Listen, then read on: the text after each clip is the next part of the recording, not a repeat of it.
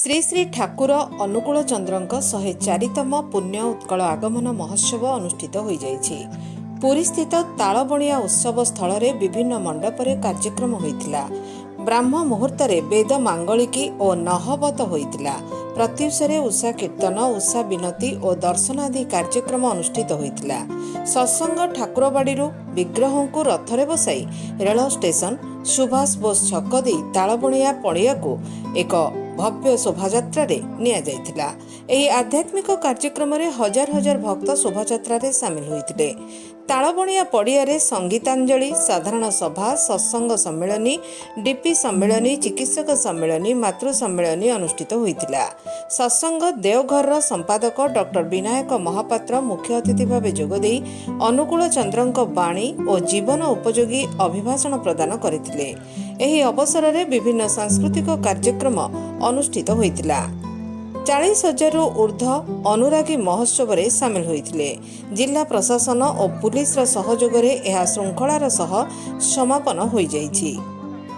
उत्सव कमिटीर सभापति डॉक्टर सुरेश दलाई, संपादक डॉक्टर ऋषिकेश सेनापति, उपसभापति डंबरुधर दास, सह संपादक निरंजन बेहेरा, नृसिंह श्रीचंदन, अरुण कुमार साहू, उमाकांत साहू और प्रभाकर दास प्रमुख उत्सव परिचालना करथिले। एठी परम प्रेम श्री श्री ठाकुर अनुकूल चंद्रଙ୍କର जो महा महोत्सव आकु उत्कल आगमन स्मृति महोत्सव हिसाब से पालन करा जाउछि। श्री श्री ठाकुर अनुकूल चंद्र 1922 मसीह पुरी को आसथिले एवं से पुरी को आसला परे ये जो तांको स्मृति उद्देश्य रे पुरी ठारे प्रति वर्ष पालन करा जाउछि। आज की 138 वर्ष तले से आविर्भाव होइतिले एवं देखंतु आपण माने जो उद्देश्य रे बाइट नेउछंतु मु कहबी ओडिशार जो मैंने उपात अंचल कोरापुट कलाहांडी अंचल जो गरीब आदिवासी मैंने जीवन रेखार बहुत तले थे ठाकुर धरला जीवन मान उन्नति होती।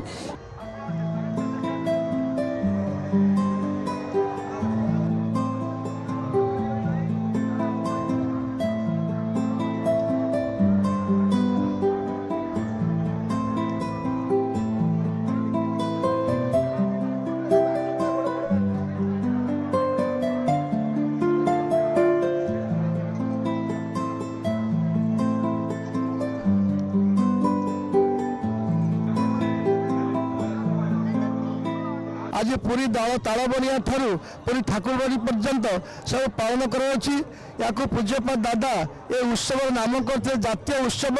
यह सारा भारत वर्ष बहिर्भारत लक्ष लक्ष संख्यार लोक जनसमागम होती। सकाल वेद मांगलिक, उषा कीर्तन, तापर नगर कीर्तन, तापर भजन समारोह, तापर ठाकुर विषय प्रवचन बा जाजन पर्व चलला।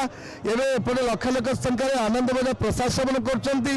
ये उत्सव लक्ष्य होची जोटा श्री श्री दादा चाहिए जे ठाकुर जो चाहिए विश्व में जिते अच्छी नगराटी ग्राम सर्वत्र प्रचारित सतनाम।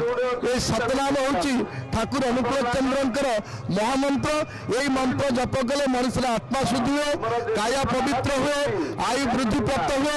आई मंत्र माध्यम जो ठाकुर अनुकूल चंद्र जो ना अनुष्ठान ना सत्संग, ये सत्संग उद्देश्य सत्संग fight death, disease, disintegration, ignorance and property.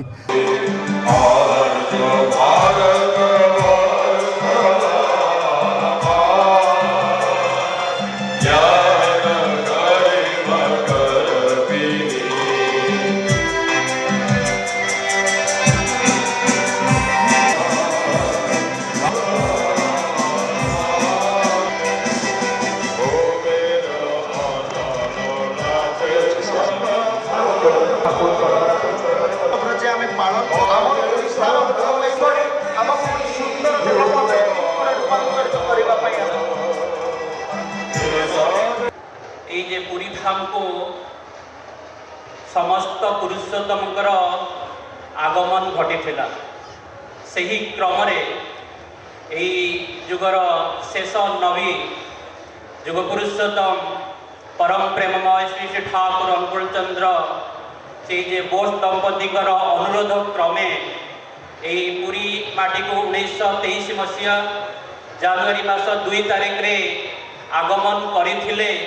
परम पूज्यपाद श्री श्री बरदानकर आशीर्वाद रे आमे माने एई पुरी आगमनी स्मृति महोत्सव को सुंदर स्वावलंबर क्रम आमे माने उपभोग करुछे एवं तार गोटे ही मात्र लक्ष्य रही केवल आनंद। दीक्षा नहीं ठाकुर को भल कि जाणी भी नी आम परिवार तो समस्त देखी ठाकुर को भल कि बुझी नी ठाकुर को दीक्षा नेला सब बुझी पारे ठाकुर कौन आ ठाकुर को धरले कौन हुए वर्ष हम संस्थानी नहीं आगे मैं संस्थानी नहीं संस्थानी नेला मो जीवन में बहुत परिवर्तन होती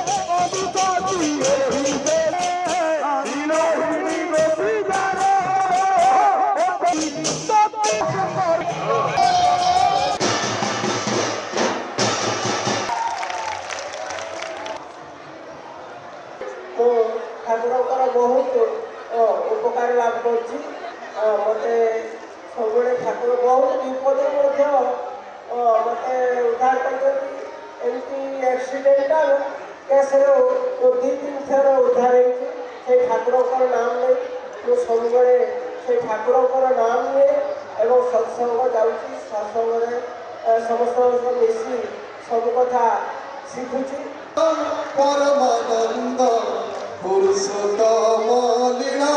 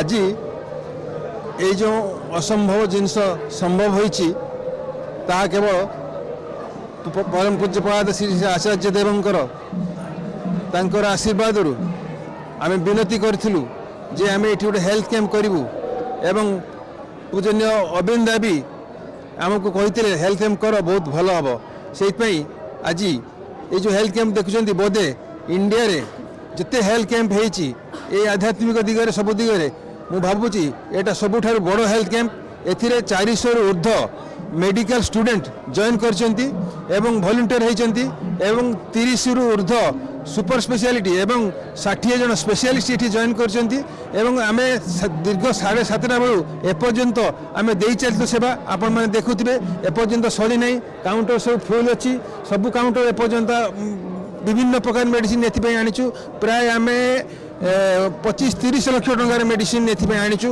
सब समस्त मेडिसिन एवेलेबल जो हो पारुनी से समस्त को एटी समस्त भल भाव देखाई एवं समस्त बहुत खुशी हो जाती प्रथम तो मु जो पेशेंट को देखे मु प्रथम पचारे तुम जो मेडिसिन देउची मेडिसिन खाइब किंतु खाइबा पूर्व ठाकुर नाम नब अनेक समावेश हम आहरी लोक आसवे तेणु से ठाकुर को लोक भल पाती से भल पाइबा कौन से ठाकुर ठार लोक बुझीपारे जी तर आचरण बा उपलब्धि बा अनुभूति जो ठाकुर जो कहते अनुभूति ज्ञान एक्सपीरियंस इज नॉलेज से ही कथा को ग्रहण करके आज समस्त उत्सव आज उत्सवान्वित होती लोक तांकर आनंद आहरी द्विगुणित कर तेणु अनेक बाहर एटा को 2008 मसीह आचार्य जो थे आमर सी संबलपुर से कथा कहते एक जातीय उत्सव पुरीटा हूँ गोटे जातीय उत्सव तेणु ए उत्सव को अनेक बाहर बहुत लोक आसती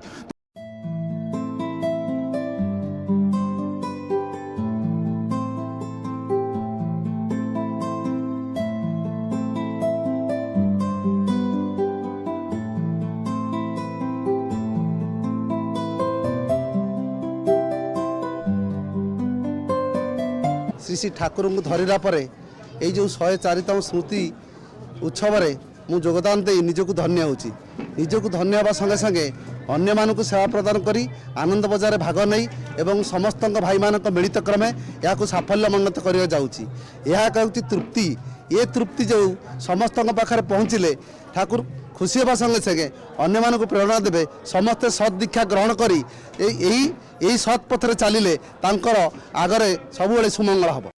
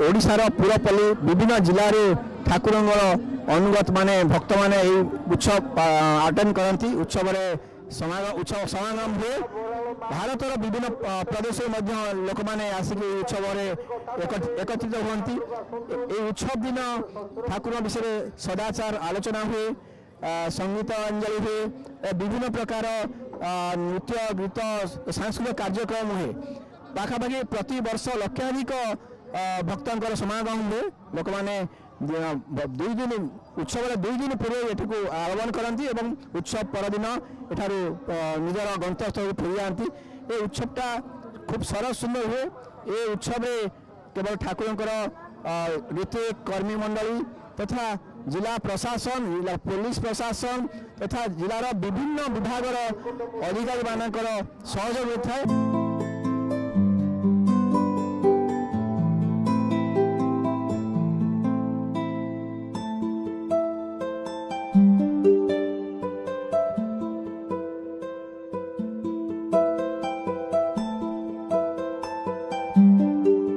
देखिए खूब भल लगे ये भाई मैंने खूब सहयोग जजन जाजन कीर्तन धूमधाम चली विभिन्न प्रकार सांस्कृतिक कार्यक्रम चलती विभिन्न मेडिकल कार्यक्रम अच्छी अर्घ्य संग्रह इत्यादि आनंद बजार खूब भल होती समस्त कोऑपरेशन खूब भल लगे आउ समस्त ये कोऑपरेशन शासन व्यवस्था खूब बढ़िया अच्छी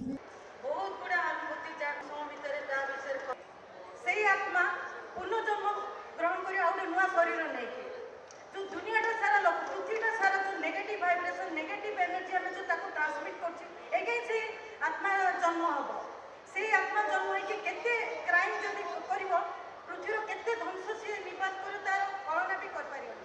मिस्टर शुभ सुंदर साहू दीक्षा देले तुम्हारा तुम मन को तुम कंट्रोल कर पारिबो। अच्छा डॉक्टर जदि दीक्षा नियंती से ମାନବ ସେବା ହିଁ ପରମ ଧର୍ମ ହିଁ ଭାବନ୍ତି। ଆଉ ଯଦି ସାଧାରଣ ମଣିଷ ଯଦି ଭିକ୍ଷା ନିଏ, ସେ ତା ପାଖରେ ଯାହା ବି ଅଛି, ଯେତିକି ପଇସା ଅଛି, ଘର ଅଛି, ଯାହା ବି ଅଛି, ସେ ସେତିକିରେ ହିଁ ଖୁସିରେ ରହିପାରେ। ସେଇଟା ହିଁ ଠାକୁର ଶିଖାଇଛନ୍ତି ଭିକ୍ଷା ଦ୍ୱାରା। ମାଟିରେ ସମସ୍ତ କର୍ମୀ ମାନେ ସେ ମୁଖ ନିଃସୃତ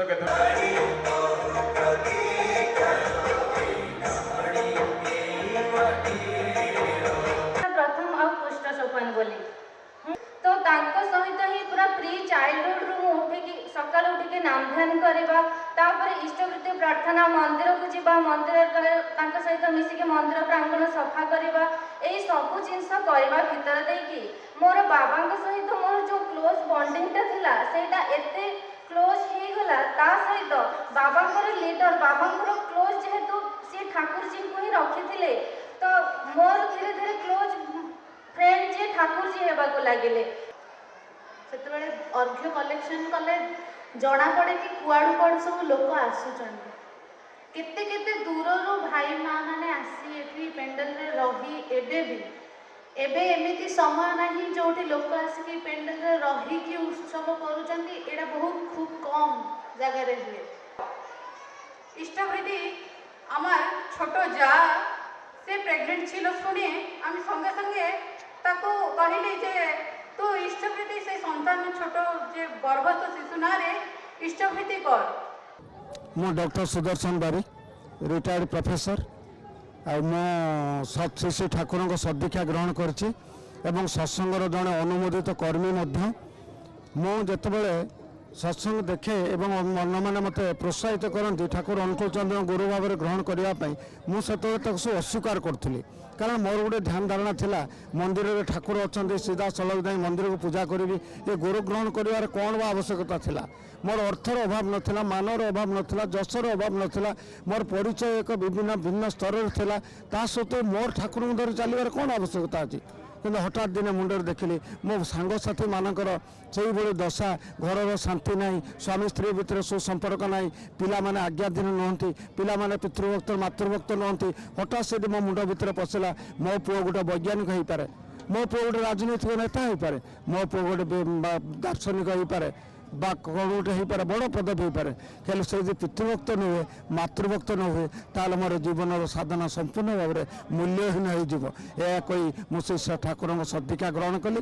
ଠାକୁରଙ୍କ ଅପାର କରୁଣା, ମୋ ପୁଅ ଇଞ୍ଜିନିୟରିଂ ପିଲାମାନଙ୍କ ସହିତ ମିଶି ସାତକୋଶିଆ ଗଣ୍ଡ ଭିତରେ ଯାଇଥିଲା ସ୍ନାନ କରିବା ପାଇଁ। ଗୋଟେ ଭଉଁରୀ ଭିତରେ ବୁଲୁଛି, ସେତେବେଳେ ଡାକୁଛି ହେ ଠାକୁର ହେ ଠାକୁର। ହଠାତ୍ ଗୋଟେ ଅଦୃଶ୍ୟ ହାତ ଆଠି ତାକୁ ଉପରକୁ ଉଠେଇ ନେଲା। ଇଏ ଗଳ୍ପ ନୁହେଁ, ଇଏ ବାସ୍ତବ ଅନୁଭୂତି। ତେଣୁ ସେ ଠାକୁର କହୁଛନ୍ତି ଯଜନ ଯାଜନ ଇଷ୍ଟବୃତ୍ତି କରିଲେ କାଠ ମହାଭୂତି। ତେଣୁ ଆଜିର ନିବେଦନ ସମସ୍ତଙ୍କୁ ଗୁରୁ ଗ୍ରହଣ କରି ଠାକୁରଙ୍କ ଅନୁଶାସନ ବିଧି ଭିତରେ ନିଜର ଜୀବନକୁ ପରିଚାଳନା କରି ମହା ଆନନ୍ଦରେ ଜୀବନ କାଟନ୍ତୁ।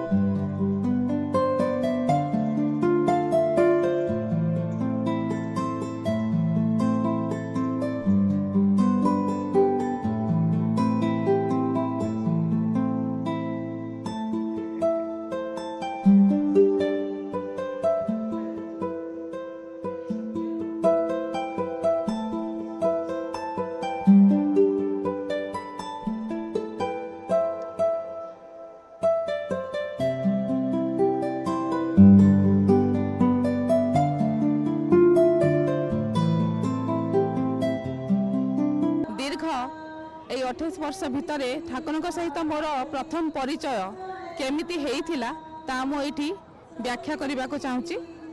ମୁଁ ଯେତେବେଳେ ମୋର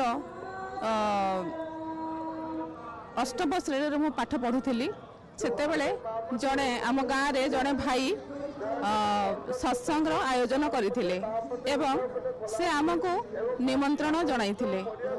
ତ ଆମେ ସେତେବେଳେ ନିମନ୍ତ୍ରିତ ହୋଇ ଆସିଥିଲୁ, ସେଇ ସତ୍ସଙ୍ଗର ଉତ୍ସବରେ ଯୋଗଦାନ କରିଥିଲୁ। ସେତେବେଳେ ମୋତେ ଠାକୁରଙ୍କର ଯେତେବେଳେ ସେଇ ବିଗ୍ରହ ସେଠି ବସିଥିଲେ, ସେତେବେଳେ ତାଙ୍କ ଆଖି ଆଉ ମୋ ଆଖି ସହିତ ଯେତେବେଳେ ମିଳନ ହେଇଥିଲା ମୋତେ ସେଥିରେ ମୋତେ ଗୋଟେ ଅଦ୍ଭୁତ ପ୍ରକାର ଅନୁଭବ ହେଇଥିଲା।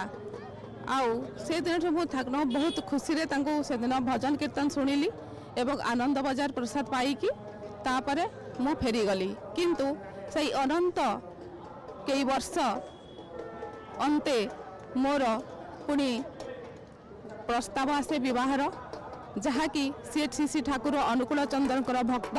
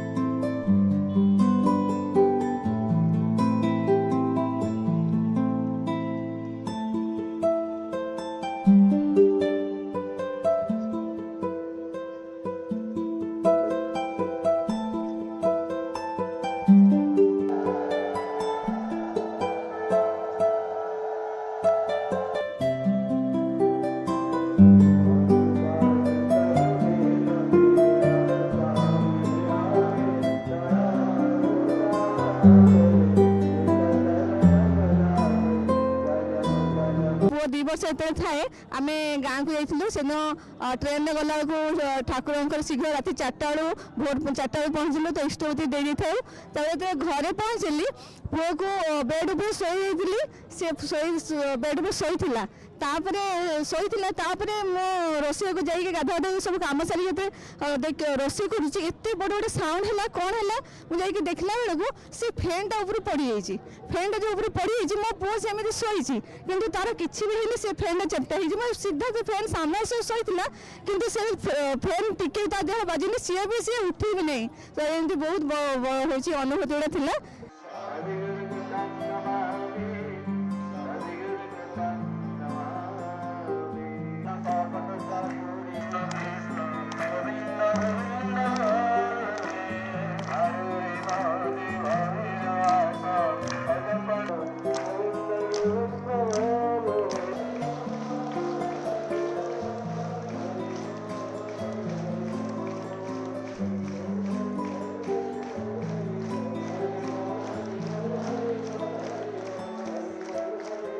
Thank you.